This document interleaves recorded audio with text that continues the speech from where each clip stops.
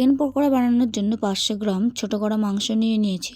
এরপর এর মধ্যে দিয়ে দেব লঙ্কা গুঁড়ো, জিরের গুঁড়ো, ধনিয়া গুঁড়ো, তারপর দিয়ে দেব কাশ্মীরি লঙ্কা গুঁড়ো, হলুদ গুঁড়ো ও সামান্য একটু নুন, আর দিয়ে দেব সামান্য পরিমাণ সরিষার তেল।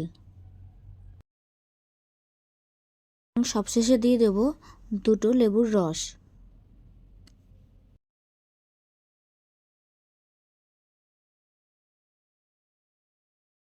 সমস্ত রকম যে গুঁড়ো মশলা দিয়েছি সর্ষের তেল এবং লেবুর রস দিয়ে ভালোভাবে মাংসটা আমি ম্যারিনেট করে নেব।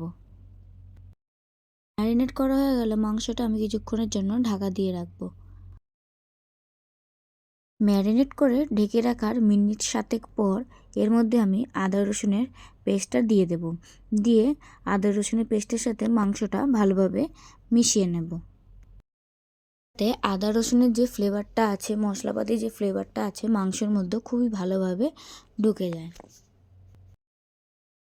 তারপর এর মধ্যে দিয়ে দেব কর্নফ্লাওয়ার 2 চা চামচ ও চাল গুঁড়ো দেব 1 চা চামচ মতন, দিয়ে এটা ভালোভাবে মাখিয়ে নেব। মনে রাখতে হবে চিকেন পকোড়ার সবথেকে ইম্পর্টেন্ট কাজ হচ্ছে ম্যারিনেশন। ম্যারিনেশন ভালো হলেই চিকেন পকোড়ার স্বাদ দ্বিগুণ বেড়ে যাবে। ম্যারিনেশন হয়ে গেছে, এটা মিনিট 5 মতন ঢাকা দিয়ে রাখি। মিনিট 5 মতন তো চিকেনটা ভালোভাবে ম্যারিনেশন করে রেখে দিয়েছি। এবারে একটা কড়াইতে তেল গরম হতে দিয়েছি। হয়তো তেলটা একটু গরমও হয়ে গেছে, তো এক টুকরো মাংস নেব। তেলটা গরম হয়েছে কিনা এবার এটা দেখে নেব। তেলটা গরম হয়ে গেছে, এবার আমি চামচের সাহায্যে এক টুকরো করে মাংস পুরো তেলের মধ্যে দিয়ে দেব।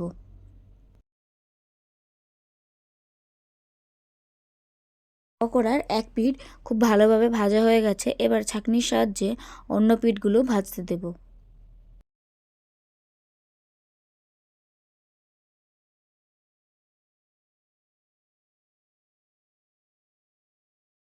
পকোড়া দু পিঠই খুব ভালোভাবে ভাজা হয়ে গেছে, এবারে আমি ছাঁকনির সাহায্যে ভালোভাবে তেল ঝরিয়ে মাংসের পকোড়াগুলো তুলে নেব। তুলে নিয়ে একটা স্টিলের প্লেটের মধ্যে মাংসের পকোড়াগুলো রেখে দেব।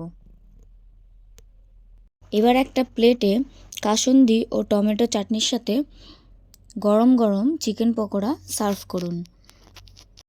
রান্নাটি ভালো লেগে থাকলে অবশ্যই একটি লাইক করে দেবেন, আর কমেন্টে অবশ্যই জানাবেন আপনাদের কেমন লাগলো, আর আমার চ্যানেলটি সাবস্ক্রাইব করে দেবেন। দেখা হচ্ছে নতুন একটি ভিডিওতে।